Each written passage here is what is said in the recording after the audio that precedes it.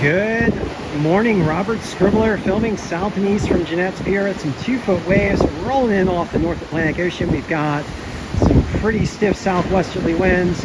Nonetheless, wave conditions still pretty glassy, particularly in the morning, and waves forming up relatively slow, giving you time on your pop-ups and on your turns. Not a lot of power right now as the remnant swell from Tammy continues to fade out.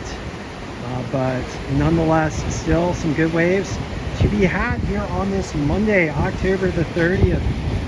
All right, so let's get into some of the local wave conditions provided by the Wave Watch 3 wave model, by buoy data, and by local observations. Right now at Virginia Beach, we've got waves in the range of 1 to 2 foot and semi-clean.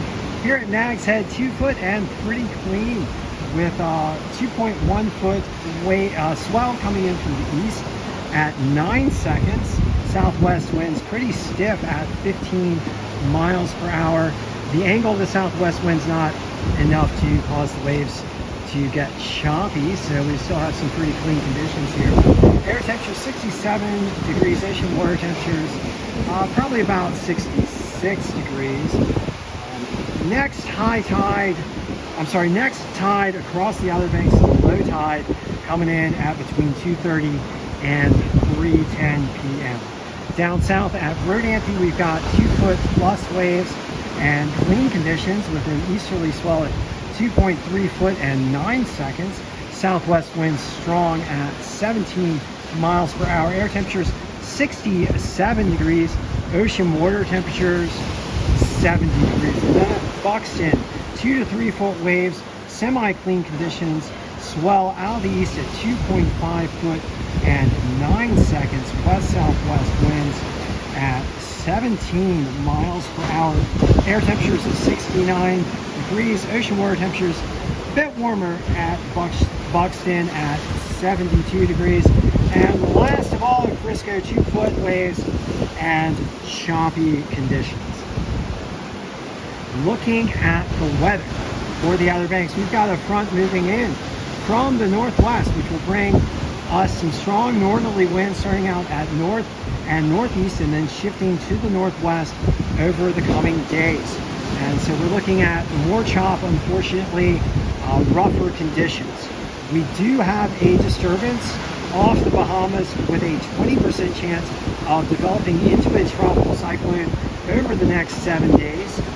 This system is showing less and less propensity for tropical cyclone development, and so is less and less likely to develop into a storm. And then we have another disturbance in the southwest Caribbean with a 50% chance of developing into a tropical cyclone over the next 7 days. Waves are expected to become choppy as the onshore flow is expected to begin from the north and northeast tomorrow and then shift toward the northwest.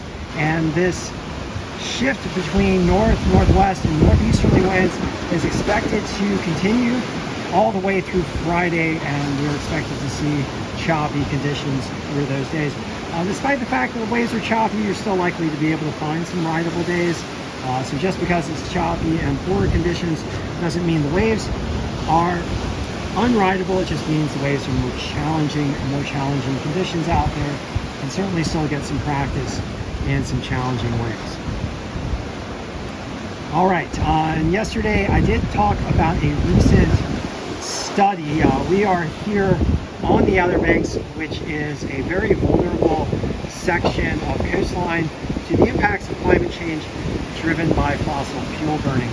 And there was a new study out in Nature that found that melt in West Antarctica is likely to increase this century, even under the lower climate scenarios, and that puts our coastlines more at risk.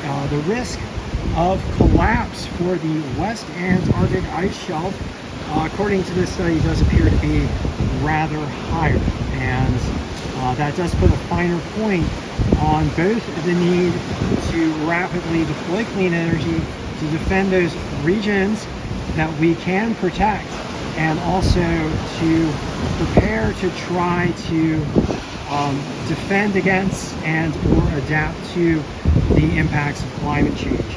I am still of the opinion that mass deploying clean energy can save a lot of the regions that are threatened by climate change. And also, it is worth noting that regardless of whether or not the West Antarctic ice sheet is facing collapse, halting fossil fuel burning will prevent other regions of ice from melting and worse impacts further on down the chain. So we still need to be very, very focused on mass deploying clean energy, even as we work as hard as we can to both adapt to and defend those regions that are threatened. Once again, the climate crisis is driven by fossil fuel burning, and the more rapidly we deploy to clean energy primarily the rapidly deployable sources being wind, water, solar, and electric vehicles, the more rapidly we do that, the better off we will all be. All right, so thank you for joining me once again. I hope you guys do get out in the water and enjoy this remnant swell from Tammy and catch some good waves.